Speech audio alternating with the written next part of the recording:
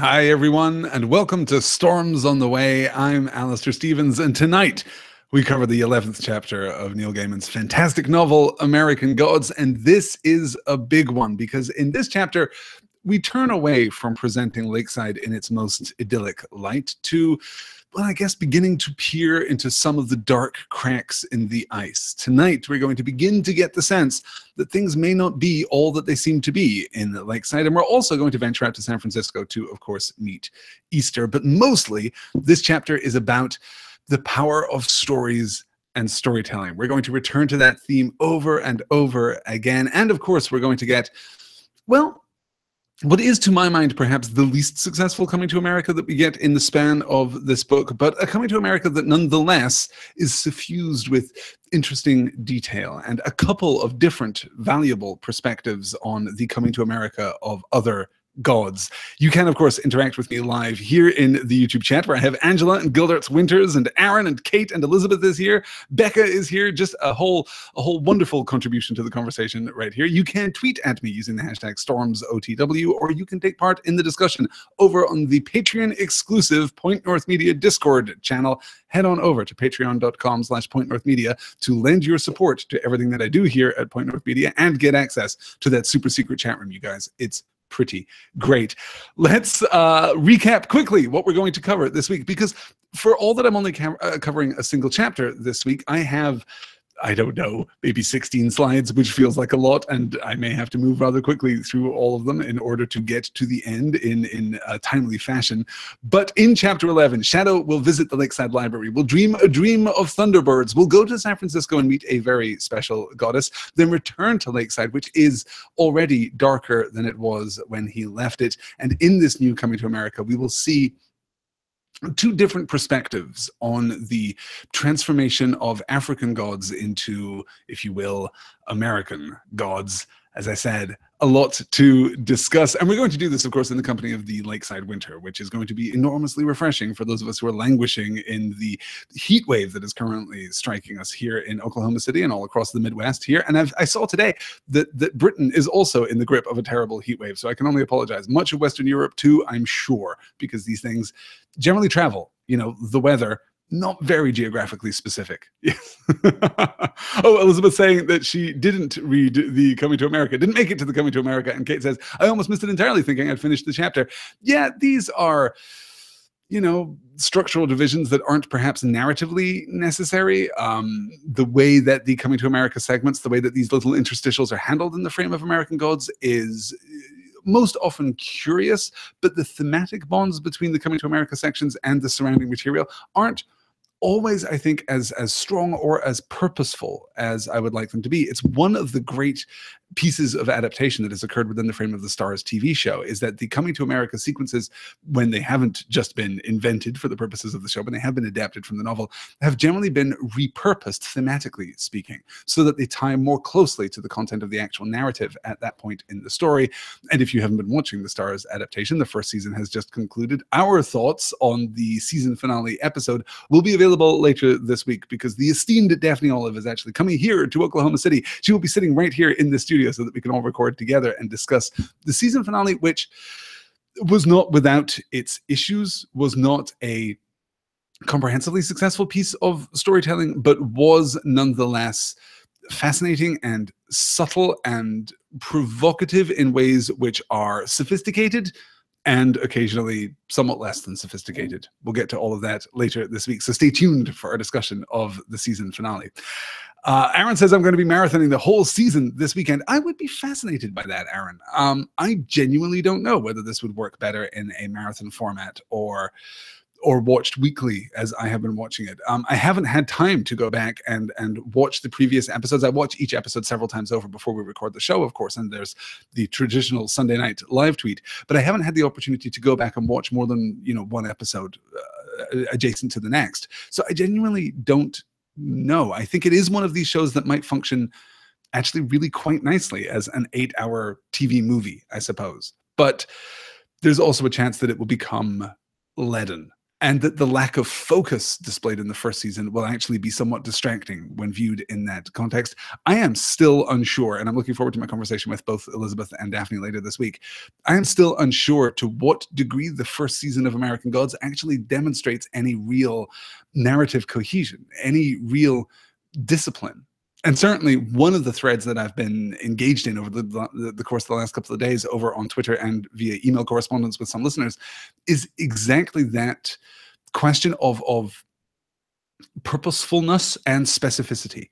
Gaiman's prose, Gaiman's narrative structure in general, in fact, is enormously purposeful. The interstitial sequences aside, he manages to maintain a very tight hold on his narrative throughout and is, of course, famously disciplined as an author. It's actually one of the most interesting things about people who read Gaiman carefully. If you read Gaiman's work, it can feel anarchic and riotous and willful, and should, I think, feel that way to most readers. But a careful analysis of Gaiman's work demonstrates actually quite the contrary, that he is a painstaking author. And I think that we will begin to see some of that in this chapter as we move, into the second half of the novel. We are now passing the halfway point, but much more importantly, we are now in a process in terms of the second part of the book of deconstructing that which has been constructed. We are now moving beyond the superficiality of Lakeside, of Mike Ainsel as a created fiction, of,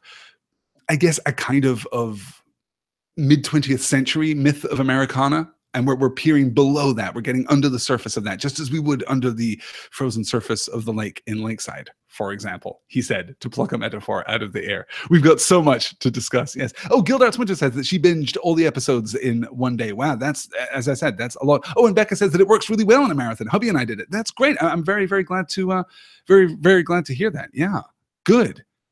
Excellent. All right, hashtag dead wife, says Gildarts. Yes, hashtag dead wife. Indeed. Oh, and Aaron says, yes, when reading Neverwhere, I noticed so many chances for Gaiman to overindulge, as almost anyone would, but he pulled back every time. That, I think, is one of the things which distinguishes Gaiman from other authors who work in, well, I was going to say in a similar space, but really, to a large extent, he defined this space. Gaiman is not single-handedly, but largely responsible for the carving out of the modern adult magical realist metaphor space. He has created this kind of storytelling, this kind of very mythic and simultaneously very naturalistic storytelling. He is responsible for this space and its current popularity, and, as is so often the case, demonstrates an absolute mastery within that space. It is very easy, once you are freed from the tyrannies of naturalism, once you are free to invoke any metaphor, any symbol, any supernatural element that you like, it is very, very easy for a less disciplined author to overload the text and to basically tumble toward an ending which more often than not turns out to be something of a deus ex machina. Gaiman always, in my experience, resists that urge. And I'm reminded too, as I'm reading this chapter, of his immensely acute grasp of character. We get a number of characters within this chapter who are developed incrementally from their last appearances. Chad Mulligan is a really interesting example here, actually. And a few others that we'll get to as we move forward. Wednesday certainly gets something of a character break in this episode, but in all cases, those changes, those transformations, those evolutions do sit comfortably with our understanding of these characters. Gaiman has a skill that is almost unparalleled in that he can communicate a character to us very swiftly, very simply, but then expand that character so beautifully that we are in no doubt as to their fundamental humanity, as to their realism, as to their dimensionality, if you like. So I'm loving Neil Gaiman as a writer more and more and more as I'm moving through this book. And it seems as though, and I know that I said this last week, but it seems as though the more I pay attention to American Gods, the closer I read, the more I enjoy his mastery of his craft. It really is remarkable. Yeah. Okay, let's get into it then. As Aaron says, free from the tyrannies of naturalism. I'm going to need a kitchen plaque for that. That might be the next Point North t-shirt. That might just be it. You can right now head on over to pointnorthmedia.com, and if you scroll down to the bottom of the homepage, you'll find a link to the news post that I made when I released the There and Back Again Elves Sir t-shirt, which is still available and is pretty great. A few people are actually getting the first batch of those t-shirts that have been sent out. They're pretty phenomenal. I really like that design. All right, let's get to it. Excellent, excellent. All right, so we're going to begin by actually recapping from last week, because there was an important element that was introduced in the closing moments of last week's chapter. I guess not actually the closing moments of last week's chapter. That's not true at all. I just didn't spend a lot of time on it as we were discussing last week's chapter. But nonetheless, we're going to focus on the account of the Thunderbirds and the Eagle Stones, and this is our slide. Mad Sweeney gave me a golden coin back when he showed me how to do that trick. From what he said, he gave me the wrong coin. What he gave me was something more powerful than what he thought he was giving me. I passed it on to Laura. Wednesday grunted, lowered his chin to his chest, frowned. Then he sat back. I could do it, he said. And no, I can't help you. What you do in your own time is your own affair, of course. What, asked Shadow, is that supposed to mean? It means that I can stop you from hunting eagle stones or thunderbirds, but I would infinitely prefer that you spend your days quietly sequestered in Lakeside, out of sight, and I hope out of mind. Excuse me. When things get hairy, we'll need all hands to the wheel. So this is our introduction of eagle stones and thunderbirds back in chapter 10. And this is going to drive much of Shadow's action in the first half of this chapter. And if you miss this very swift reference, Shadow's sudden fascination with Thunderbirds, and certainly the significance of the Thunderbird dream, may pass you by. It is important to remember, it is important to bear in mind always that Shadow's purpose here is the restoration of his wife. Excuse me, I now have something in my throat, which is inopportune for a live seminar session.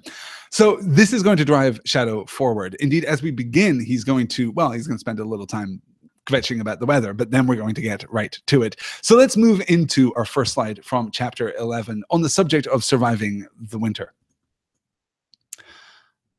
Well, said the older man, sometimes they didn't survive it, and they died. Leaky chimneys and badly ventilated stoves and ranges killed as many people as the cold, but those days were hard. They'd spent the summer and the fall laying up the food and the firewood for the winter. The worst thing of all was the madness. I heard on the radio they were saying how it has to do with the sunlight, how there isn't enough of it in the winter. My daddy, he said folk just went stir crazy. Winter madness, they called it. Lakeside always had it easy, but excuse me, but some of the other towns around here, they had it hard. There was a saying, still had currency when I was a kid, that if a serving girl hadn't tried to kill you by February, she hadn't any backbone. Storybooks were like gold dust. Anything you could read was treasured back before the town had a lending library. When my grandpa got sent a storybook from his brother in Bavaria, all the Germans in town met up in the town hall to hear him read it. And the Finns and the Irish and the rest of them, they'd make the Germans tell them the stories. 20 miles south of here in Jibway, they found a woman walking mother naked in the winter with a dead babe at her breast, and she'd not suffer them to take it from her. He shook his head meditatively, closed the fly cabinet with a click. Bad business. You want a video rental card? Eventually they'll open a Blockbuster here and then we'll be out of business, but for now we got a pretty fair selection. Let's all enjoy the anachronism of eventually they'll open a Blockbuster here. Perhaps a Blockbuster never came to Lakeside. Perhaps Lakeside endured, and Blockbuster passed unmourned and unremembered and went where all dead gods go.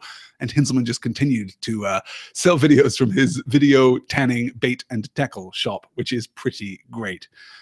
This introduces one of our key themes here, the power of stories. And we know that this theme is being introduced because it is being introduced both explicitly and implicitly. In that second paragraph there, Hinzelman gives us the truth. He gives us the direct account. Storybooks were like gold dust. Anything you could read was treasured back before the town had a lending library. And then in the third paragraph, 20 miles south of here in Jibway, they found a woman walking mother naked in the winter with a dead babe at her breast, and she'd not suffer them to take it from her. So we get an account of the importance of stories to ward off the winter madness, an account of the power of stories to, in the broadest possible sense, allow human beings to endure. Why, when the winter was so severe, when we had spent all year laying up food and firewood so that we could endure, did people turn to stories? We had, excuse me, we had the sustenance. We had the actual, means of survival, but we didn't have the means of keeping sanity and soul connected. We didn't have the means of surviving in a personal sense, other than just a physical sense. Stories were what kept human beings going. And in the broadest possible sense, that is why stories are so important within the frame of American Gods. They give us so much more than entertainment. They give us purpose. They give us presence. They root us to ourselves and to each other and to the world beyond. They root us, of course, most powerfully, most importantly, to gods. Those are the stories which are first told. And if we regress back further than the winters of Hinzelmann's youth, whenever that may or may not have been, if we regress past back Lakeside, past back the founding of the United States, past back, we get back to a point where all human life is this struggle, where all human life is dangerous and immediate and threatening. And we secure ourselves from that by the telling of stories, by the imparting of knowledge, certainly, by the passing of entertainment to a certain degree, the sharing of entertainment, yes. But neither of those things are, within the frame of American Gods, the primary purposes of stories. Stories exist rather to keep us ourselves. And even when we tell stories about gods, even when we create the gods that those stories speak of, we are still really ultimately talking about ourselves. We don't tell stories of Odin because stories of Odin are inherently cool, though they may be. We tell stories of Odin because the stories of Odin tell us something about who we are. Odin protects us. Odin is the reason that we have war. Odin haunts the night and guards us from ever more deadly foes. Odin sacrifices. Odin suffers. These are the stories we tell, and these are why we tell them. So as we move into this section in Lakeside, as we move into the 11th chapter of this book, we're already primed to be thinking about stories, and this is just the first step here. As Aaron says, humans need stories. We can only handle so much of other people or even ourselves without some outlet for what we can't have.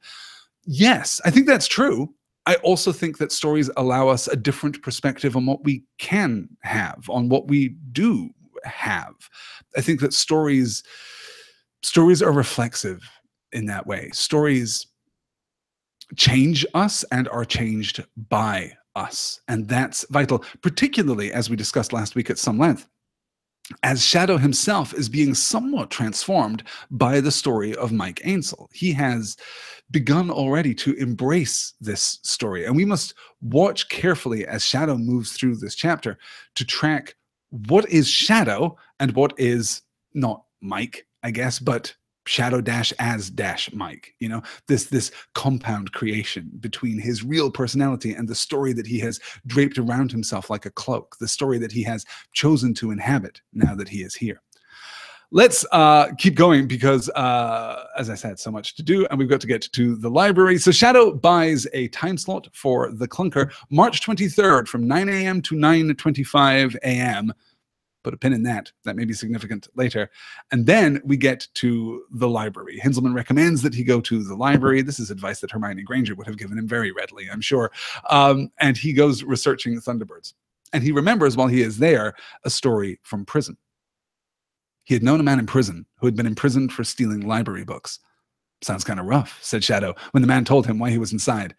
$500,000 worth of books, said the man proudly. His name was Gary Maguire.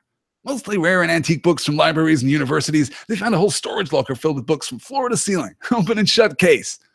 Why did you take them? Asked Shadow. I wanted them, said Gary. Jesus, $500,000 worth of books. Gary flashed him a grin, lowered his voice, and said, that was just the stuff in the storage locker they found. They never found the garage in San Clemente with the really good stuff in it.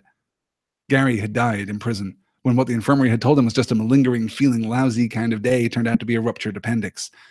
Now, here in the Lakeside Library, Shadow found himself thinking about a garage in San Clemente with box after box of rare, strange, and beautiful books in it, rotting away, all of them browning and wilting and being eaten by mold and insects in the darkness, waiting for someone who would never come to set them free. The perspective that we get on the books there at the end is another perspective on the importance of stories and on the most important thing that a story must have in order to be a story. For all that we talk about conflict and protagonists and antagonists, and we talk about narrative structure, and we talk about all of these things associated with the fine arts of storytelling, the crafts of storytelling, the most important thing that a story has to be is told. The most important thing that a book has to be is read. A book that is not read ceases in some fundamental way to be a book. A story that is not told ceases in some fundamental way to be a story, just as a god who is not remembered ceases in some absolute way to be a god. So here we get this powerful image about an anonymous garage that no one will ever find, that no one will ever open, that no one will ever care to examine, full of rare, strange, and beautiful books rotting away, passing not even into memory as stories sometimes do, but passing beyond memory. We are looking here at the actual loss of stories.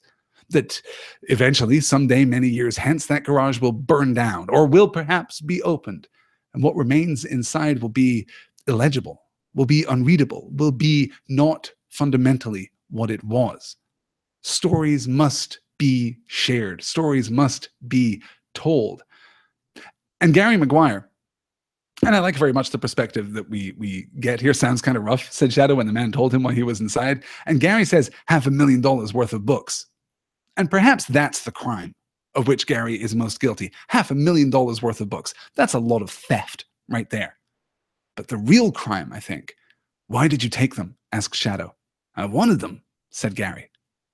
I wanted them is not a good reason for taking books. Is not a good reason perhaps for stealing anything. Hey, let's go out on that limb and say, yes, you know what? Just wanting something doesn't actually, validate your decision to steal it. But books in particular, things which are meant to be shared, are not meant to be the sole possession of one person. Books are not artifacts, even rare and precious books. They are not artifacts. They are conduits. They are means of connecting with other people. Means of connecting with the author of the book, certainly, in the case of rare and valuable books, means of connecting with those other readers who have opened those pages, yes. But books ought still to exist in community. This is why this story is being told by Shadow in the context of a library, not in the context of a bookstore. Here we're getting a different perspective again on stories. Yes, as Gildart says here, the books will fade and die like the gods. That is exactly right. That is exactly right. Yes, books are trapped bits of souls. Copies are trapped echoes of souls. Oh no, that's a terrible thought. Yes, but perhaps we can breathe life back into them by sharing them, by reading them, by exploring them, as we're doing here in this setting. I think that books are precious, but they should never be confused with the underlying purpose. Books are a delivery system for stories. The book itself, though we can love it and treasure it, should never be confused with the actual purpose of the book, if that makes sense. Yeah. Good. All right. Angela says, I dream of a personal library like the one Beast gave Beauty. There is a particular kind of person. There is a particular kind of person who loves Beauty and the Beast above all other Disney movies, and I think that 9 times out of 10 it is because of the library. And honestly, I can understand that. The price that Belle pays is really not so very high compared to the reward that she gets.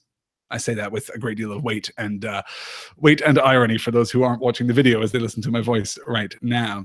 We also get, within the span of our time at the library, we get our first acknowledgement of something darker, something inconsistent within the frame of Lakeside. We talked a great deal in the last episode of Storms on the Way about the degree to which Shadow is being overtaken by the context of Lakeside, how Lakeside is a story that in effect is being told to Shadow, and he is absorbing it as we do with stories. He is absorbing it directly through his introduction to the diner, to March, to all of the incidental characters effectively, but also he's absorbing it osmotically. We saw that when he saw the town square, when he saw the frozen and blasted heath of the town square, beautiful in its skeletal way. But he understood even then that it was supposed to be seen in the height of summer.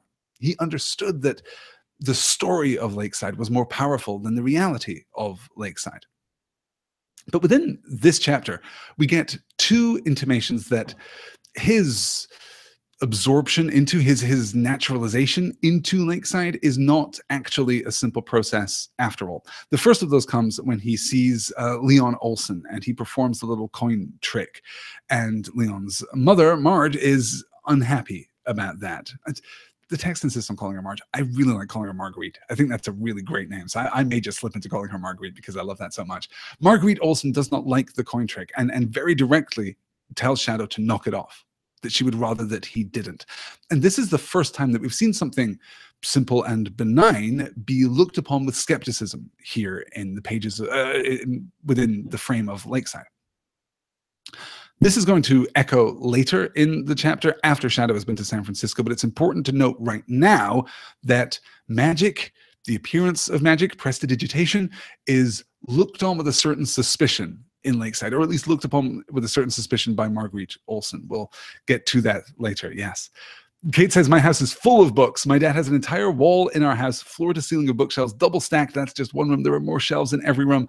That is pretty perfect. That is pretty perfect. I'm not sure why we have walls that aren't bookshelves, to be perfectly honest, except that, you know, then Barnes & Noble would be the most powerful economic force in the United States. Yes, good. Good. All right. Let's get on then to the library sale. And yes, here it is. Okay. My slides are being just a little cantankerous tonight, so forgive me as I move from slide to slide. Shadow wandered to the back of the room, where there was a table covered with old-looking leather-bound books, each with a library catalog number painted in white on the spine. You're the first person over in that corner all day," said the man sitting by the stack of empty boxes and bags and the small open metal cash box. "Mostly folk just take the thrillers and the children's books and the Harlequin romances, Jenny Curtin, Danielle Steele, all that." The man was reading Agatha Christie's The Murder of Roger Ackroyd. "Everything on the tables is 50 cents a book, or you can take 3 for $1. Shadow thanked him and continued to browse. He found a copy of Herodotus's Histories bound in peeling brown leather. It made him think of the paperback copy he had left behind in prison. There was a book called Perplexing Parlor Illusions, which looked like it might have some coin effects. He carried both the books over to the man with the cash box. "Buy one more, still $1, said the man. "And if you take another book away, you'll be doing us a favor. We need the shelf space." Shadow walked back to the old leather-bound books. He decided to liberate the book which was the least likely to be bought by anyone else, and found himself unable to decide between Common Diseases of the Urinary Tract with Illustrations by a Medical Doctor and Minutes of the Lakeside City Council, 1872 to 1884. He looked at the illustrations in the medical book and decided that somewhere in the town there was a teenage boy who could use the book to gross out his friends. He took the minutes to the man on the door, who took his $1 and put all the books into a Dave's Finest Food brown paper sack. First off, I love library book sales more than I love most things in life. And I'm sure I speak for all of us when I say that. Library book sales are wonderful, wonderful things. Yes. Oh, Leslie Skipa has dropped into the YouTube chat telling us that she can visit for a moment and then she's going to Porch Club, which sounds like a wonderful way to spend an evening. Yes. Good. Oh, and Gildarts Winter says rather beautifully, reading a book could be thought of as artificial respiration for the soul. Yes? Yes, yes, I completely agree. So what do we see here? Well, the first thing that jumps out to me is another example of Gaiman's beautiful specificity. I guess I'm going to spoil Agatha Christie's The Murder of Roger Ackroyd. If you haven't read that book and you care, skip ahead maybe 2 minutes in the recording, or just, I don't know, mute me for a little while, because The Murder of Roger Ackroyd is really important in the canon of Agatha Christie's work.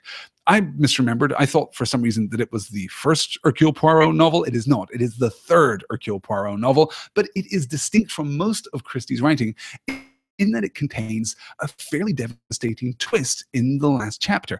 The twist in the last chapter of The Murder of Roger Ackroyd is that Poirot does not solve the titular murder.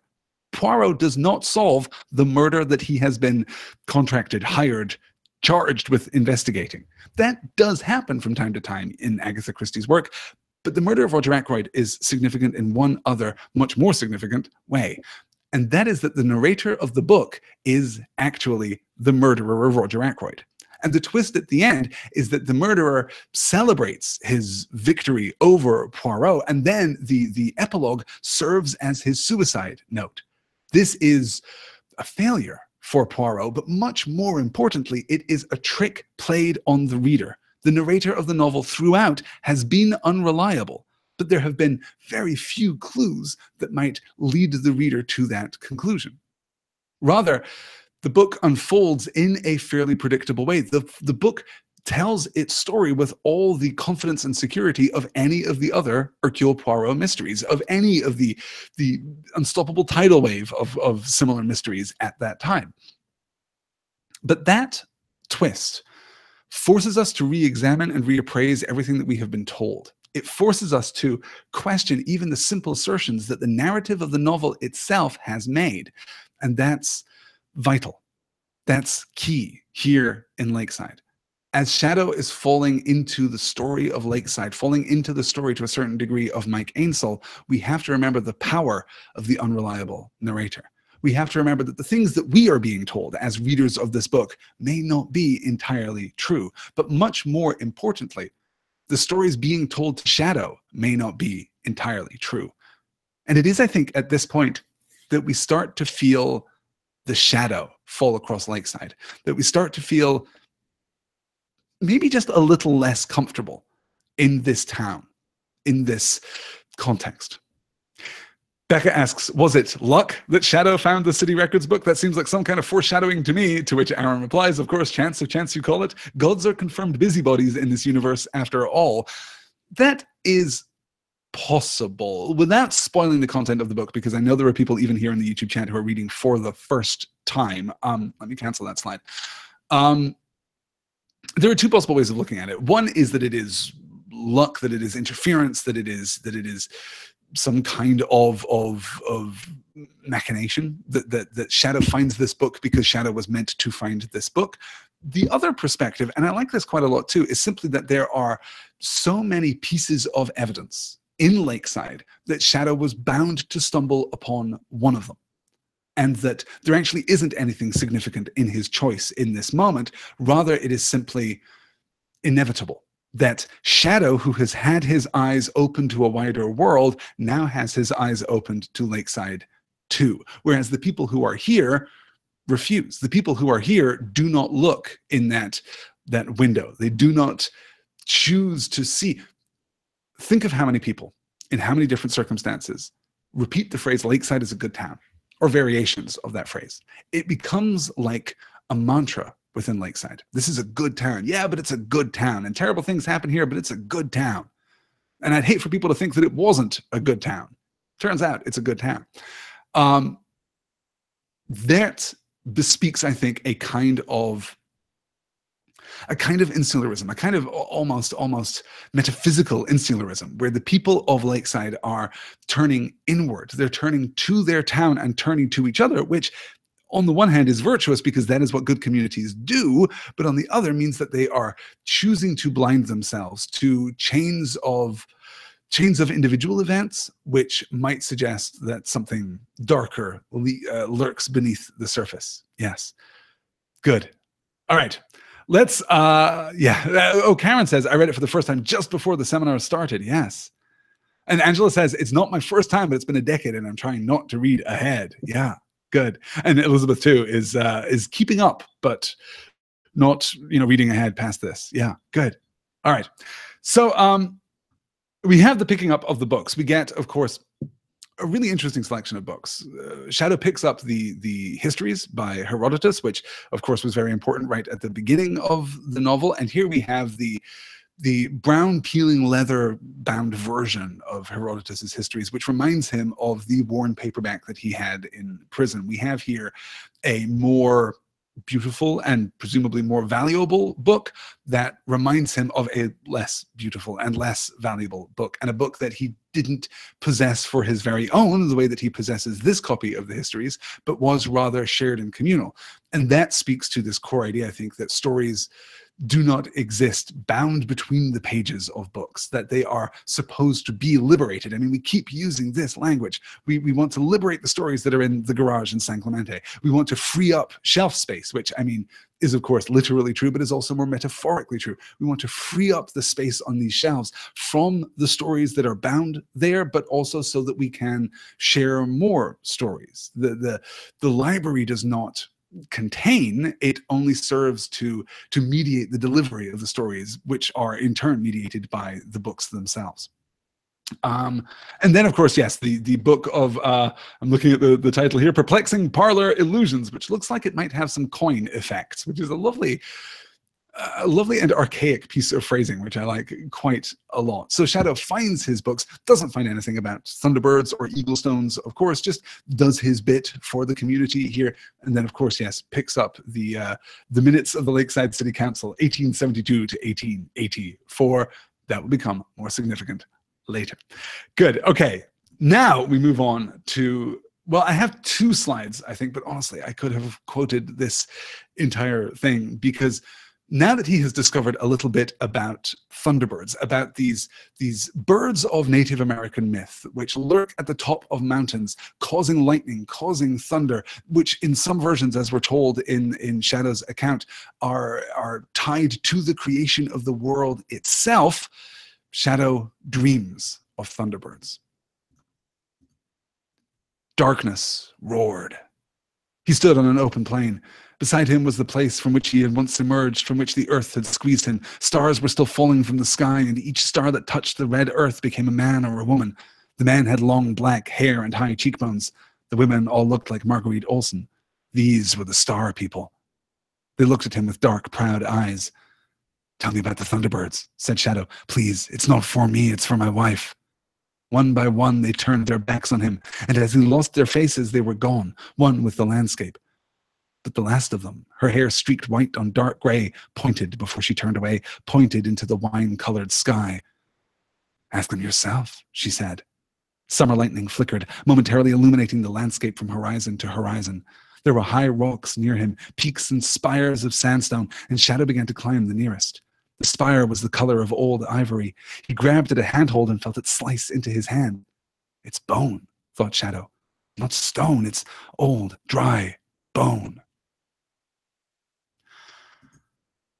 The star people and the coming of human beings from the descending stars is a powerful metaphor that we will return to later in the book. It is immediately interesting that Shadow picks up his previous dream. We are supposed to see this as a continuation of the birthing dream. As he says, the place from which he had once emerged, from which the earth had squeezed him. People are descending from the stars, but Shadow is rising from the earth, rising from the land. And we're still getting this connection back to Native American mythology. We had the buffalo god beneath the earth, and now we have the Thunderbirds here on the surface. And this is one of the reasons, I think, that Shadow's ethnicity, Shadow's ambiguous ethnicity within the pages of American Gods is as interesting as it is, because these connections to Native American mythology and Native American storytelling in general are, I think, more powerful if we are unsure of Shadow's ethnicity. And we are, to be categorical about this, we are unsure about Shadow's ethnicity, because Shadow in the books is not Ricky Whittle, or is at least not necessarily Ricky Whittle. The show, the adaptive decisions made by the show, do not refer back to the text. They do not change the core text. So we still get to explore that ambiguity and the degree to which Shadow may or may not be connected to Native American cultures. Certainly he himself is unaware of any connection, and yet this primal, elemental connection seems to stand. The connection here seems palpable and powerful. Let me see here. Oh, Aaron says, "I'm trying not to read ahead for there and back again, but oops, suddenly I'm at the Council of Elrond." Yep, that happens. That absolutely happens. Sorry for that. Good. So we get the images here. The man with long black hair and high cheekbones. The women all looked like Marguerite Olsen. These were the star people. They looked at him with dark, proud eyes, but they turn away when Shadow asks about the Thunderbirds. He's seeking information. "Please, it's not for me, it's for my wife." But they turn, but one points. And as they turn away, and I think that we can see here something of a reflection on Lakeside, something of a reflection on our thoughts on community throughout the book, honestly. As they turn away, as they deny connection, as they refuse to tell the story, they become one with the landscape. They are, in effect, from Shadow's POV, literally dehumanized. They vanish into the landscape. They themselves may continue, they themselves may have a community, but in the absence of stories and storytelling, they do not incorporate shadow into their community. This is a vital contrast with what has happened at Lakeside to date, and really what has happened from the beginning of the book. Shadow's experience to date has been, at least as far as we know, has been a collection of integrations. He was integrated into prison by primarily the stories of prison. This is why he still remembers those stories, because those were what defined that space, defined those relationships, and while he was there, and in the days thereafter, defined him. Then his introduction to Wednesday and the stories that he is told by Wednesday, the House on the Rock, and the stories that he experiences firsthand and are also relayed to him. We're thinking of Chernobog and the Zarias, and we're thinking of Ibis and Jakal. We're thinking of all the stories that Shadow has been told, all the communities into which he has been integrated. But here there is denial. This collection of human beings do not associate themselves, narratively speaking, metaphorically speaking, with Shadow. Rather, they turn their backs and are, as I said, in effect, dehumanized. Or we might argue from their perspective, by turning their backs, they are in effect dehumanizing Shadow. Once again, Shadow's uniquity is rising to the surface. There is something special about this man. And we're past the point now where that is even speculation. We're past the point now where that is even, where we might even consider that a spoiler, because Easter is going to give us a pretty fine indication that that is the case. Yeah. Yes. Becca asks, are we supposed to connect Shadow's buffalo dreams, to Marguerite? And Aaron says, I think the Marguerite Olsen line is a way of saying that these are Native Americans / First Peoples. Yes, that was certainly how I read it too, that these are not European people, I think, is the primary point here. These are not people who are coming to America. These are people who are of America. And I think that that is indicated to us too by the descent of the stars, that this is, yes, of course, a coming from outside, because the emergence of all life is a coming from outside. Well, I suppose, except crucially, Shadow. Shadow does not come from outside in this context. He comes from the land itself, from the earth itself, as we discussed when we talked about that birthing dream. But possibly, yes, we might at this point, given Shadow's interaction with Marguerite Olsen, certainly wonder, well, what is that? What is the nature of that interaction? That may be deceptive, and we'll get to that within the frame of the chapters to come. Yes, and then of course we get the bones. Shadow climbs and reaches finally the Thunderbird.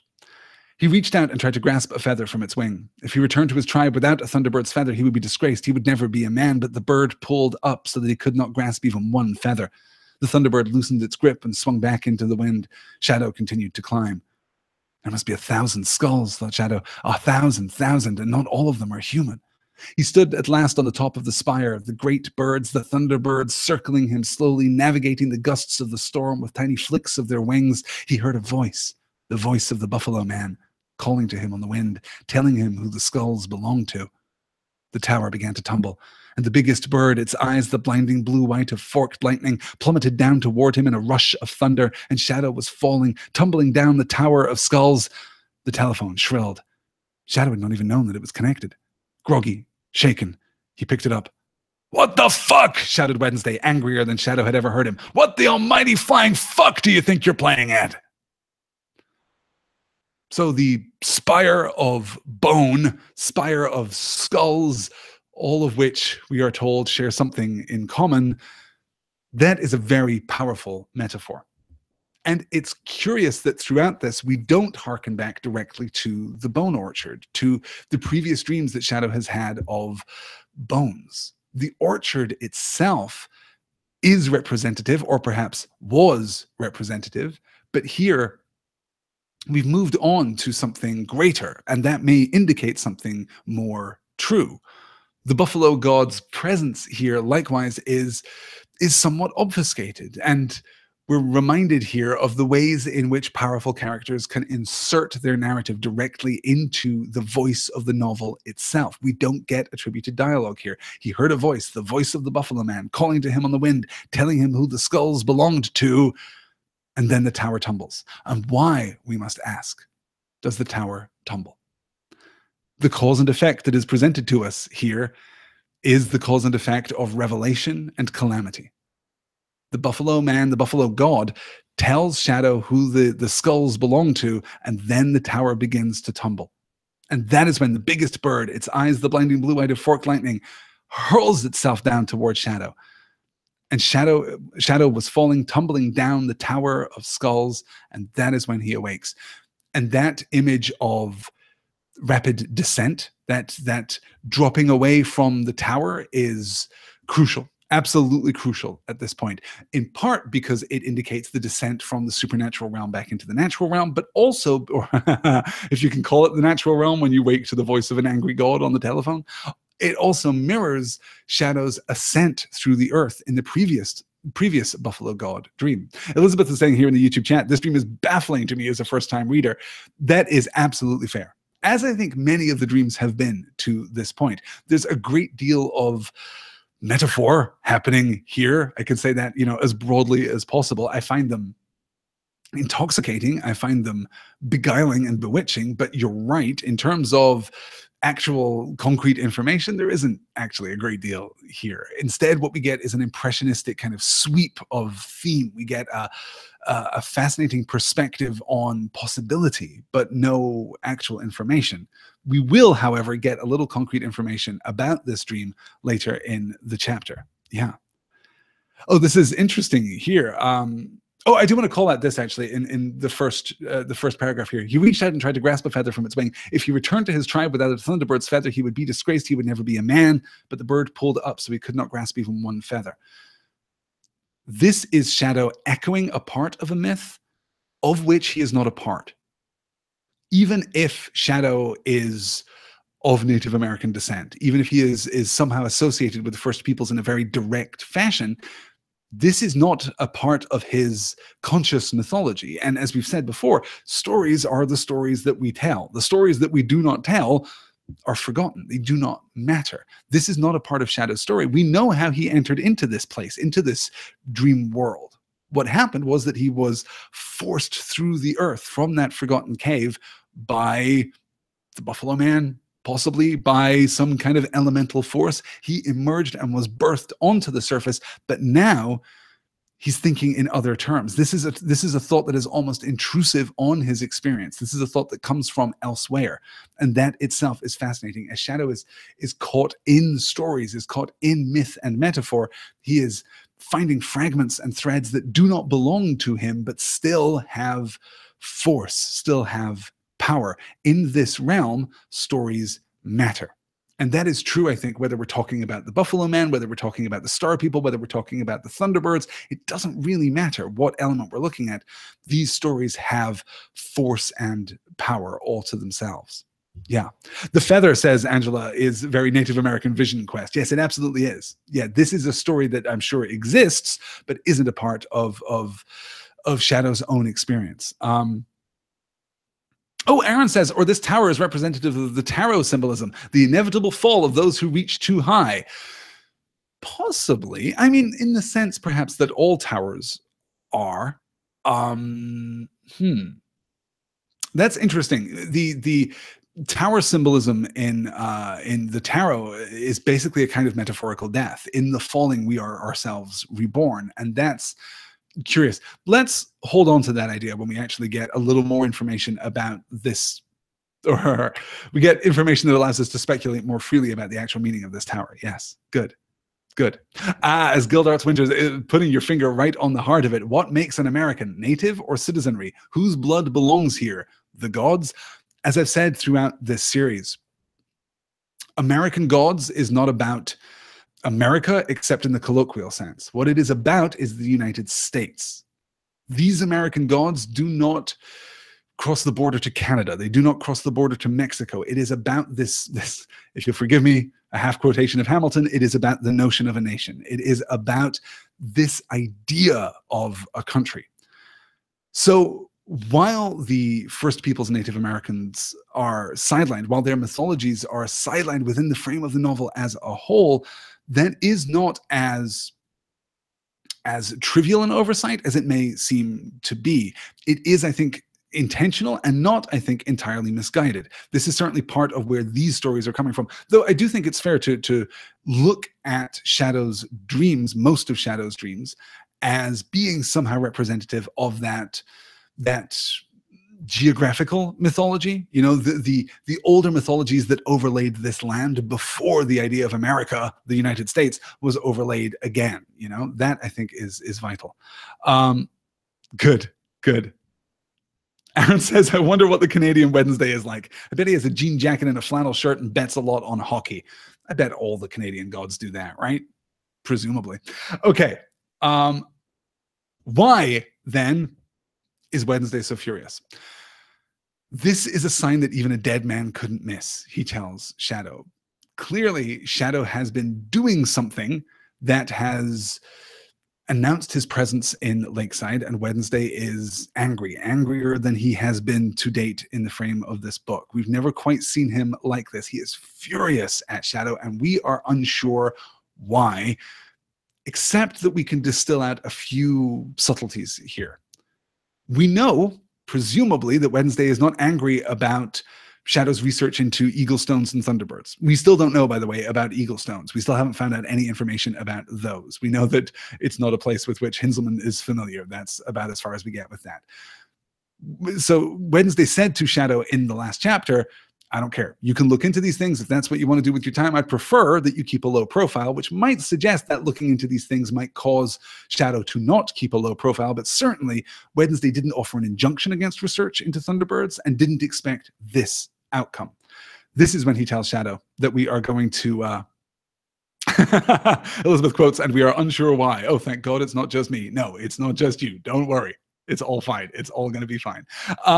We move on then to San Francisco. Wednesday tells Shadow that we are going to San Francisco the next day, which by my count is the sixth day that Shadow has been in Lakeside. I guess if we excuse the trip to Las Vegas, then yes, the sixth day that Shadow has been in Lakeside. So time is moving on, but not perhaps as rapidly as the narrative might lead us to believe. And then we get to San Francisco itself. Shadow, who had not been in San Francisco since he was a boy, who had only seen it since then as a background to movies, was astonished at how familiar it was, how colorful and unique the wooden houses, how steep the hills, how very much it didn't feel like anywhere else. It's almost hard to believe that this is in the same country as Lakeside, he said. Wednesday glared at him. Then he said, it's not. San Francisco isn't in the same country as Lakeside any more than New Orleans is in the same country as New York, or Miami is in the same country as Minneapolis. Isn't that so? Said Shadow mildly. Indeed it is. They may share certain cultural signifiers. Money, federal government, entertainment. It's the same land, obviously. But the only thing that gives it the illusion of being one country but the only things that give it the illusion of being one country are the Greenback, the Tonight Show, and McDonald's. They were approaching a park at the end of the road. Be nice to the lady we're visiting, but not too nice. I'll be cool, said Shadow. I'll be cool, said Shadow. Maybe the most perfectly Shadow line that we get in the entire book. We've talked about, and Shadow said nothing, but this is, I'll be cool, said Shadow, is laconic turned up to 11. I kind of love it. So this is Wednesday clarifying something that we've been discussing really since the very beginning of the book. The degree to which, as I said earlier, the idea of America does not hold up to really any kind of scrutiny. There are, as he says, cultural signifiers, money, a federal government, entertainment. It's the same land, obviously, which, by the way, Wednesday, those are two very different thoughts that you are splicing together with that semicolon. We'll circle back around to that in a moment. And then we get the Greenback, the Tonight Show, and McDonald's. The idea that the culture of the United States, the if you like, federal culture of the United States is the thing that unifies the country is fascinating and absolutely confirms what we've been discussing really since we started the book. Because we've been talking about the different cultures that we've inhabited. We talked about Eagle Point, and we talked about Chicago, and we've talked about Las Vegas, and now we're talking about San Francisco. We've talked about Lakeside. We've talked about Cairo, excuse me. We've talked about all these different Americas which are overlaid on the same geography and are fragmented away from that idea of a single unified nation. And this has nothing to do, by the way, with our notion of statehood, the idea that this country is composed of little individual cultures, because even those societies, the state level cultures don't really hold up to any kind of scrutiny. If you go to Ohio, There's a very different culture in Cincinnati than there is in Columbus, than there is in Cleveland. If you go to New York, heaven help you. If you're in upstate New York, you're in a completely different world from central New York, from the Hudson River Valley, from New York City itself. So this isn't about the political lines that are drawn on a map. This is about the bonds of culture and of community. And we talked a little last time about the great diaspora that spread out across this nation. And of course, again, I am taking the Gaiman line here that we are talking about the United States, that we are not talking about America geographically. So we are deliberately overlooking the notion of Native American cultures that were indigenous at that time. Those absolutely existed, and the diaspora across the United States may better be considered a conquest of a native land, but that's a political discussion perhaps for another time, or at least for a very deep thematic layer within the frame of this book. But if we imagine America to be the empty land that it was, the diaspora across America didn't happen according to clean political lines. It didn't happen according to a tidy schedule. It happened in the anarchic and confused and insular and simultaneously gregarious way that all human diasporas have occurred. We spread out. That is what people do. But in the spreading out, we cluster together. We spread out so that we can find more people like us and form a core community. Those core communities have identities that are unique to themselves.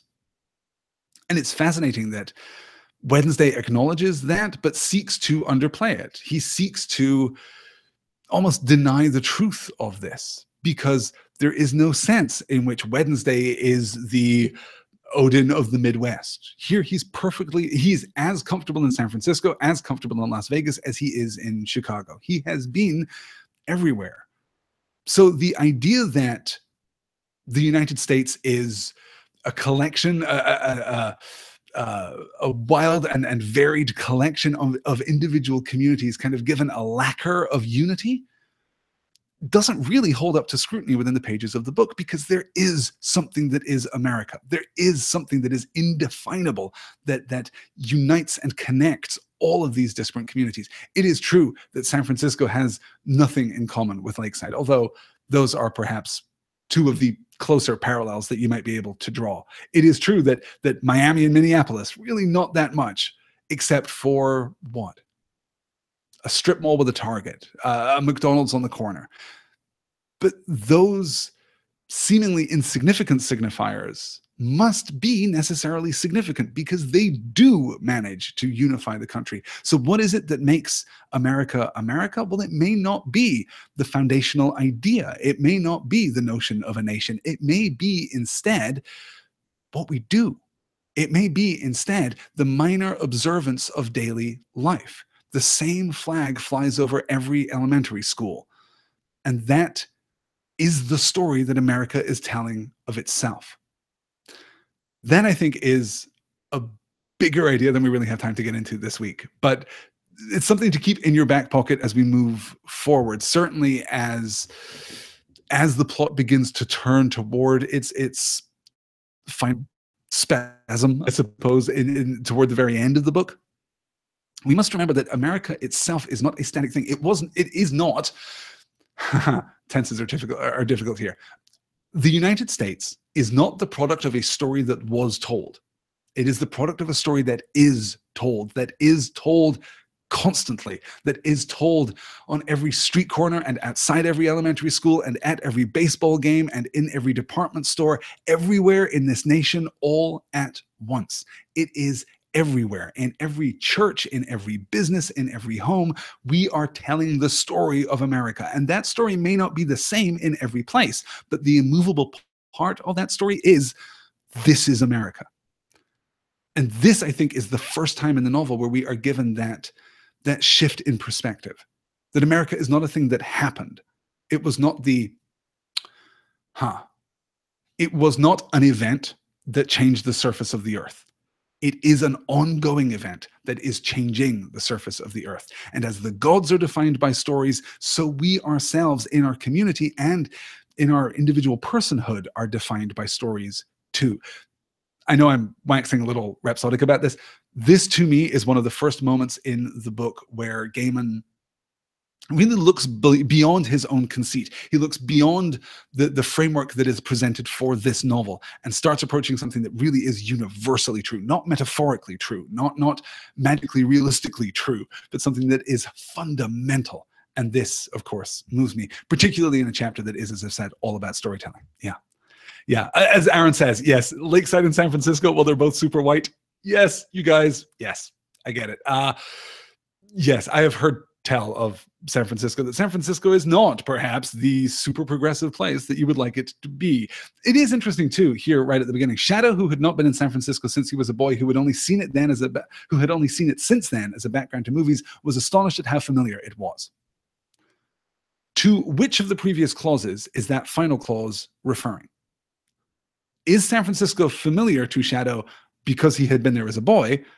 Or is San Francisco familiar to Shadow because it was the background to movies? Because speaking to personal experience and speaking to that kind of cultural unifying lacquer that I described earlier, those are two very different ideas, again being spliced in this instance by a comma. Then we get to Wednesday. As I said, this I'm not so sure about this semicolon. Money, a federal government, entertainment, it's the same land, obviously. It is the same land, obviously, because we share money, because we share a federal government, because we share entertainment. Is that what we're supposed to infer from that semicolon? These things exist, thus it is the same land. Or it is the same land, thus these things flow freely and spread out across it. Which came first, the federal government or the United States of America? I mean, I know technically which one of those came first. Let me rephrase that, I suppose. Which drives the unification of this nation today in 2017, to the degree that this nation is unified in 2017? What is America? Do we share money and culture and all of these landmarks and identifiers of nationhood because it is a unified country, or is it a unified country because we share all of these things? That is the end of a very long discourse on this, and I am never going to make it to the end of my slides tonight. That's just fine. Yes. Good. Oh, Narnia is here. Great. Good to have you with us. Aaron says, I like to think that Shadow is a huge Full House fan. Yeah, he says movies more than TV shows. I don't know. Movies set in San Francisco. He watches a lot of Bullitt, probably. Of course he does. Wait a minute. Of course he does. Shadow's favorite movie is Bullitt with Steve McQueen, right? It has to be. Okay. Oh, and Becca has a recommendation. While we're talking about San Francisco, if you're into mystery novels, check out Marcia Muller. Her grasp of geography is amazing. Excellent. Yeah, I'm very into that idea. And we're talking a little about, who was it who called out? Was it Angela? Yeah, Texas is a whole nother country. I know, I grew up there. Yes. Yeah, but even then, I really don't want to go too far into this. Let me say this very briefly. There are places within this country which exist in a state of tension with the country as a whole. There are places within this country that are defined by that tension with the country as a whole. And those places can be, I was going to say good and bad, and I don't think that's actually, because this is not moral language. Their relationship with the country as a whole can be, okay, let's put it this way, can be conservative and can be liberal. I think that one of the reasons that Texas has, or parts of Texas has this tension with the rest of the United States, is that Texas considers itself more independent and also more conservative. It considers itself more true America than the rest of America. Juxtapose that with a place like Portland, or hey, complicate matters by juxtaposing it with a place like Austin, which defines itself in part because it is more liberal than its surrounding neighbors, because it is an outlier within the frame of the United States. But that identity, Texas isn't like the rest of the United States. Well, there are two parts to that identity, and you need both of them, because otherwise that core identity doesn't make sense. We define ourselves all the time in terms of what we are not. And when you do that, you make the other thing, the thing that you are not, completely necessary and fundamental to your identity. Oh, I'm not like him. Well, then you'd better keep him around, because otherwise you don't know who you are. That's vital. That is why in personal identity politics, defining ourselves in terms of what we are not is generally a very bad and destructive idea indeed, because it makes us codependent on that thing which we do not want to be, or which we believe ourselves not to be. Defining yourself in terms of what you are, that takes, well, it takes a stronger story. That takes a better metaphor. That takes a stronger and tighter community. It takes the sharing of that story. And that, I think, ultimately is the level where the United States succeeds in a way that each of the individual constituent communities within the United States do not succeed as fully. The United States is the strongest story. That is why American Gods and not Midwestern Gods, not Texas Gods, not San Francisco Gods, not Lakeside Gods. That is why American Gods, because all of these communities are unified not by the trappings of popular culture, not by the movies that we watch or the stores that we go to, or the fact that you can go to any Target in this nation. And God knows I have been in maybe 30 different Targets all across this fair land. And there are 2 Targets. You know that, right? I mean, besides the crazy Target superstores or whatever the giant ones are called, there are 2 Targets. There's the left-hand Target where everything is laid out on the left hand and I can navigate properly. And there are the right-hand Targets, of which I only know a few and which I find completely baffling. All Targets are identical apart from that. That is not what unifies this nation. What unifies this nation is the story of the United States, that story that is still being told. Wow. Okay. I got way off the track here, and I hope that that makes sense. Hey, you guys, thanks for showing up to this YouTube session where I lecture a bunch of Americans about America. Seems completely legit, right? Me and Neil Gaiman, though, we've got the perspective, let me tell you. All right. We must push on because we absolutely have to get to Easter. She was not fat. No, far from fat. What she was, a word that Shadow had never had cause to use until now, was curvaceous. Her hair was so fair that it was white, the kind of platinum blonde tresses that should have belonged to a long-dead movie starlet. Her lips were painted crimson, and she looked to be somewhere between 25 and 50. As they reached her, she was selecting from a plate of deviled eggs. She looked up as Wednesday approached her and put down the egg she had chosen and wiped her hand.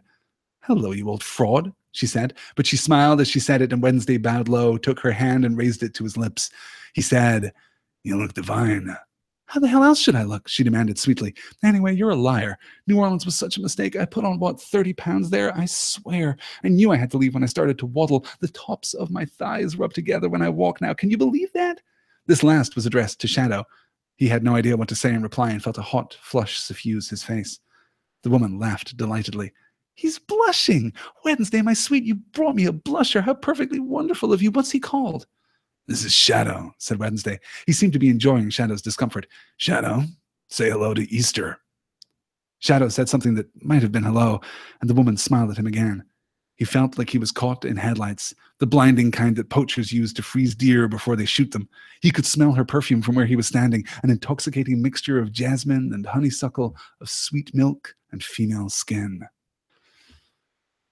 We're talking in the YouTube chat, of course, about Kristin Chenoweth, and when the cast for American Gods was announced, I don't think that it is possible to read this chapter without falling a little bit in love with Easter, or something pretty close to love with Easter. I think we all feel about Easter the way that Shadow feels about Easter. And when the cast list for the American Gods TV adaptation was announced, the name that immediately jumped out at me was Kristin Chenoweth, because she is perfect. Apart from being bird-like and not terribly curvaceous, as Easter is presented to us here in the pages of the novel, she is pitch perfect. And if you haven't yet seen the season finale of American Gods, you absolutely must, because I adore Kristin Chenoweth. This might be the best performance of her career. This might be as good as I have ever seen her. She's extraordinary. Yeah, good. Aaron says, "What's he called?" That's how you phrase it about a puppy, not a person. Yes, well, hey, puppy. Indeed. Yes, Angela says, "I think she was perfect casting." Me too. I am right there. Yes. But she is sassy like the book Easter, says Angela. And that is, of course, that ability to navigate between the presence, the pretense, if you like, of Easter and the reality of Easter is really quite lovely, particularly in the TV show where we get to oppose her so beautifully with media. So what do we make of Easter? Not fat, far from fat, a word that Shadow had never had cause to use until now, curvaceous. Her hair was so fair that it was white, the kind of platinum blonde tresses that should have belonged to a long-dead movie starlet. Her lips were painted crimson. She looked to be somewhere between 25 and 50. And I do not think that that is coincidental, by the way. I do not think that that is Gaiman having fun here.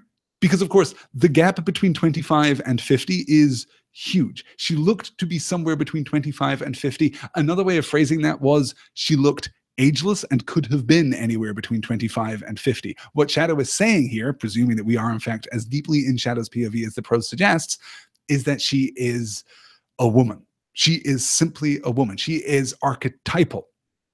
And that, I think, is crucial. This is why she is echoing that movie Starlet. This is why she is the apotheosis, if you like, of femininity. And she is, by the way, that is pretty clear. It is not the case that this is simply Shadow's type. And it is not the case that Easter has an ability to mesmerize. It is not the case that Easter is simply enchanting Shadow, or not enchanting Shadow specifically here.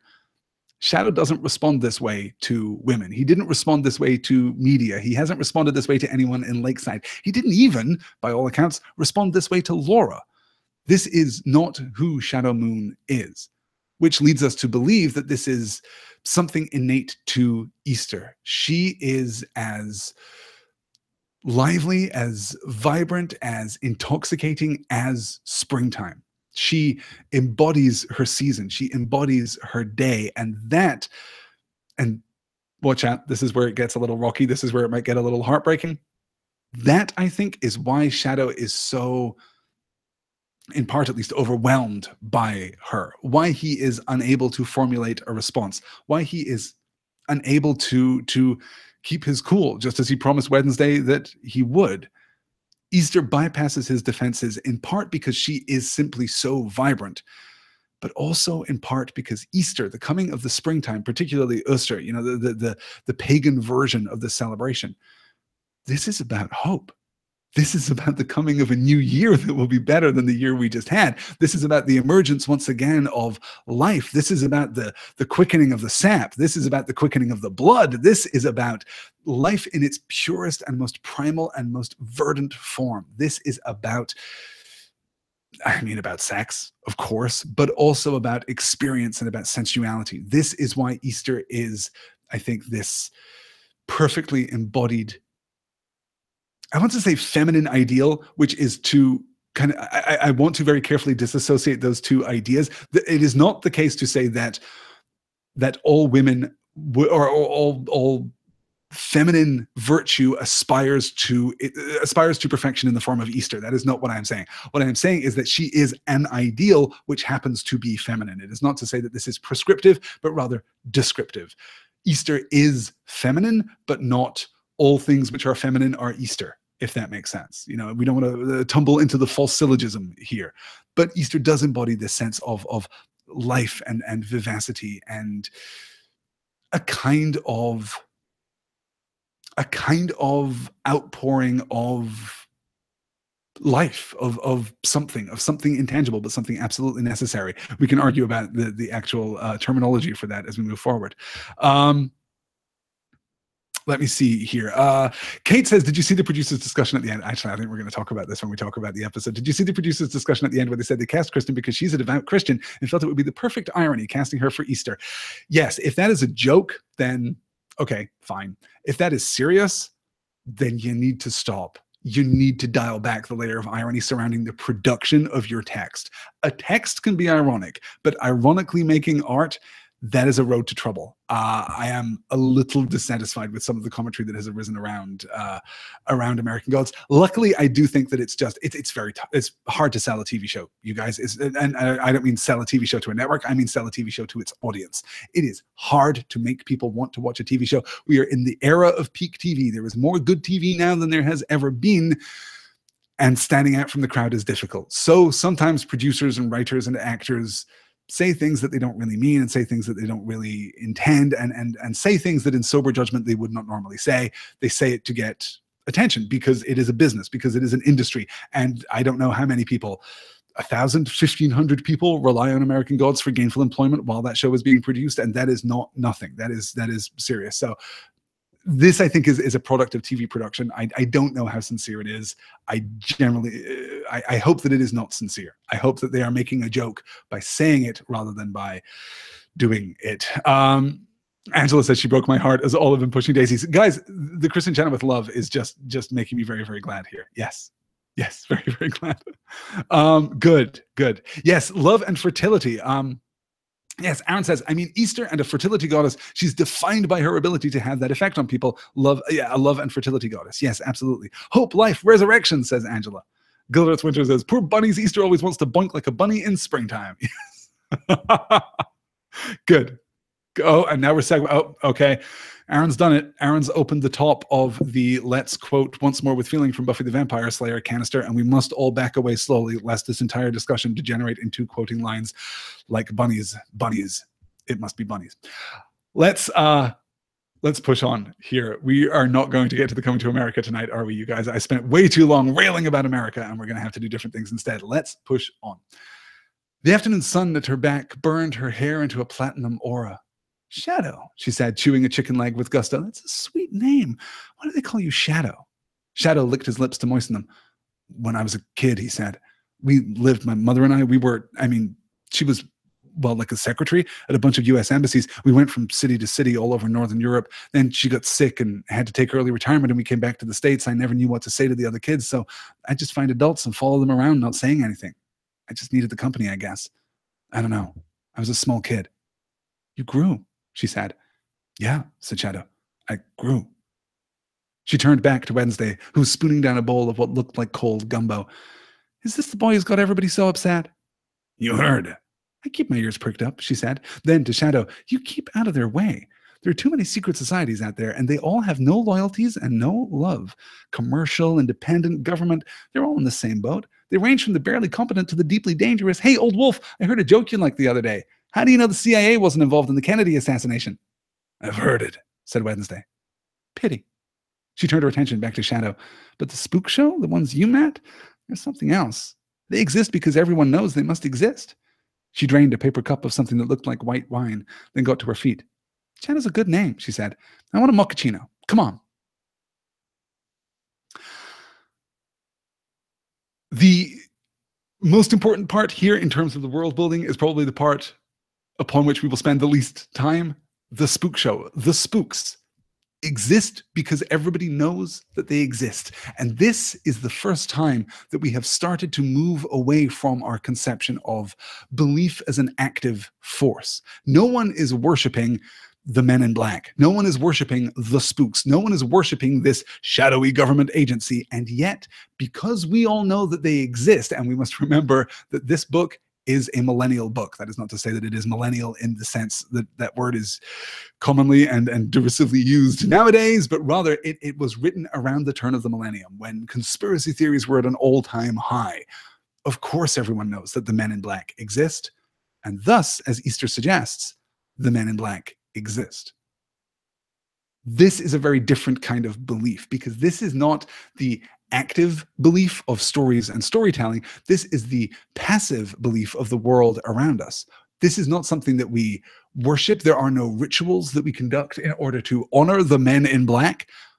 Rather, this is just a part of the general understanding of this culture. Thus, it exists. And that is quietly unsettling.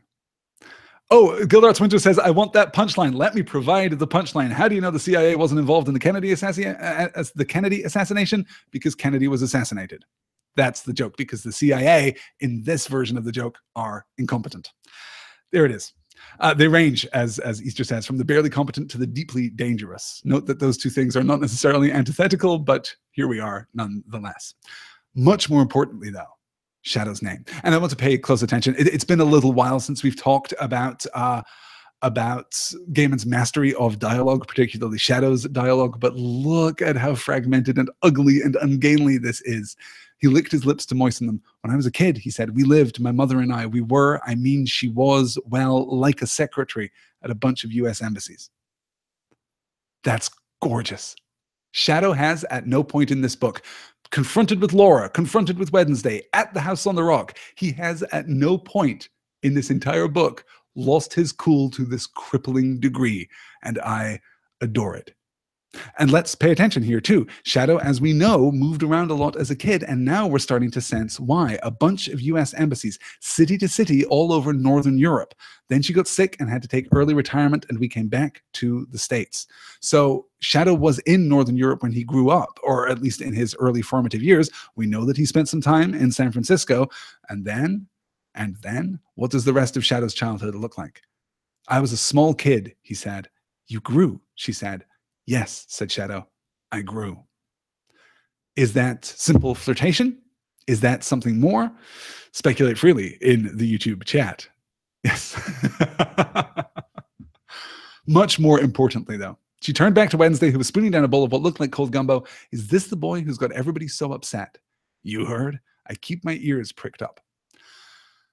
So Shadow's significance is now undeniable. This is no longer a point of speculation. This is no longer an open question. This is now something far more significant. And it is to Gaiman's credit that he has put Shadow on the back foot so resolutely in the scene. Shadow's discomfort prevents him from taking a more active role in the conversation. He is being spoken to. He is being spoken at, in part.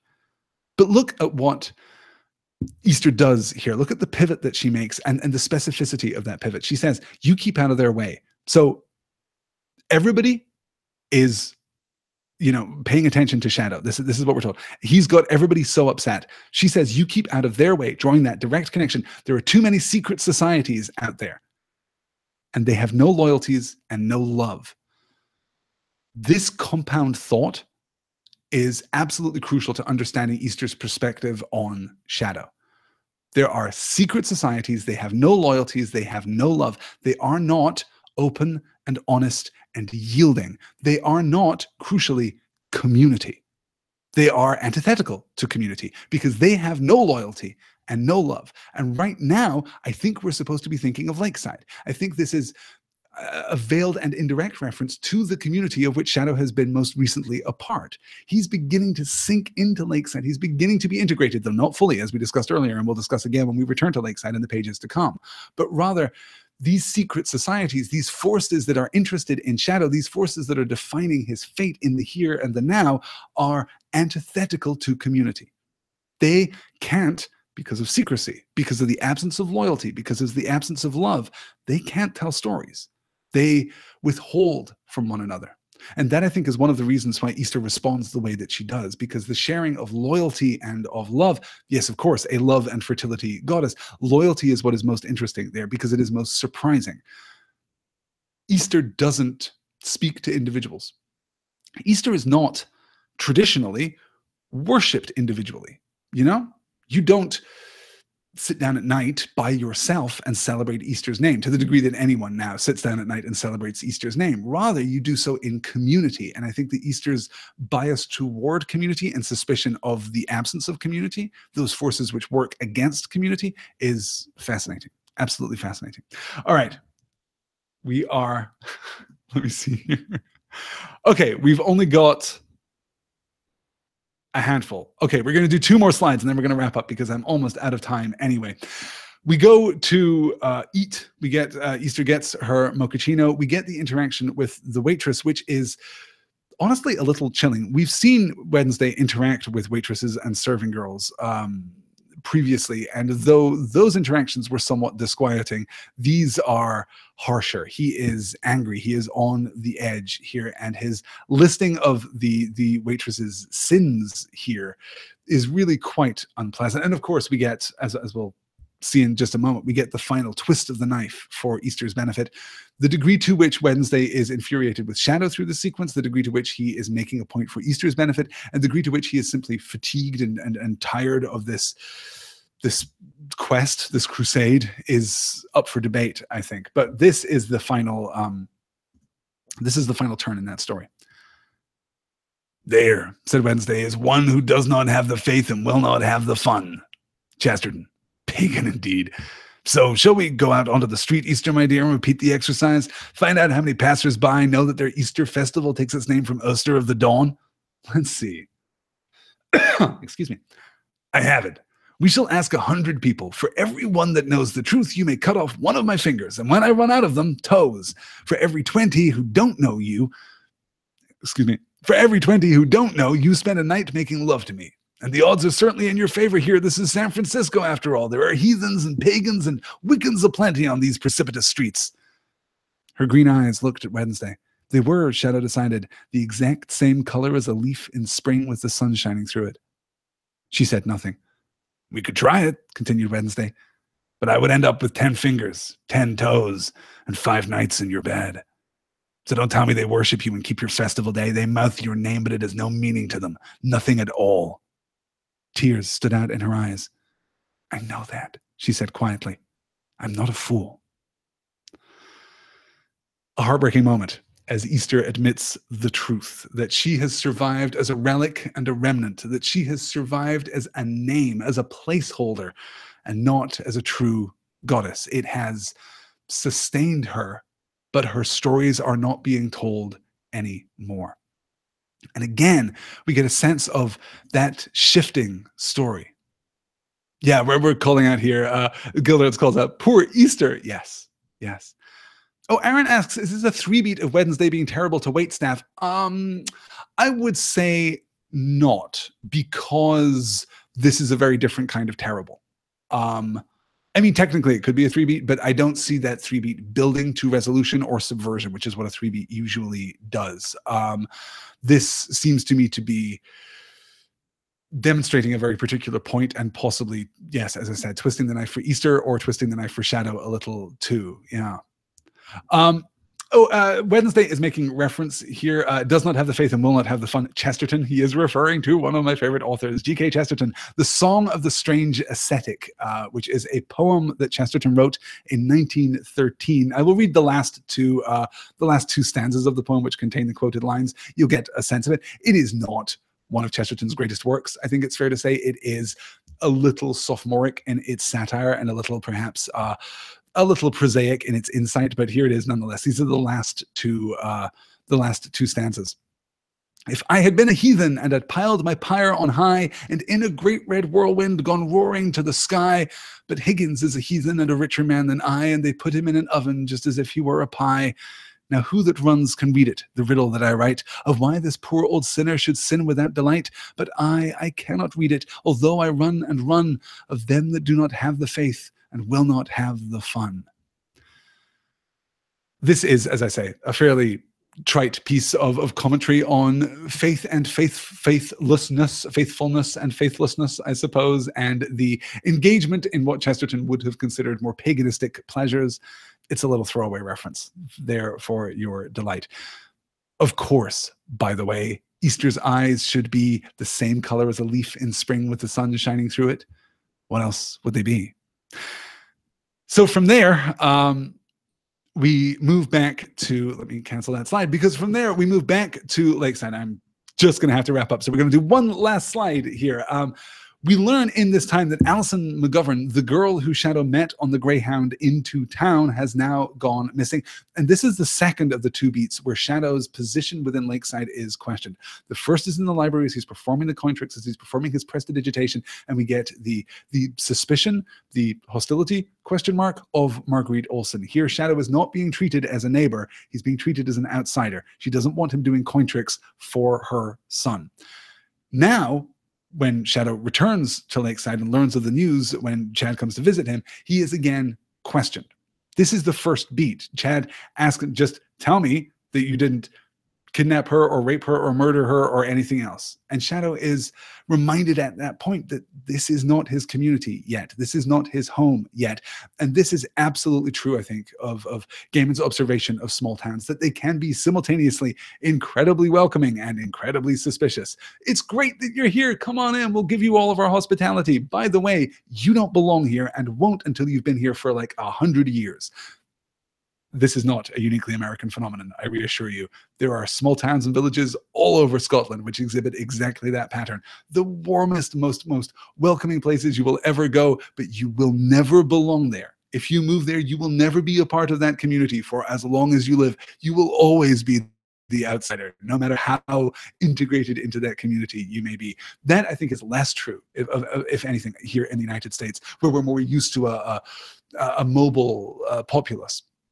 But still, we are reminded here, even as these dark cracks appear in the facade of Lakeside, even as we sense the darkness beneath the ice of the frozen lake, we are reminded that Shadow does not belong here.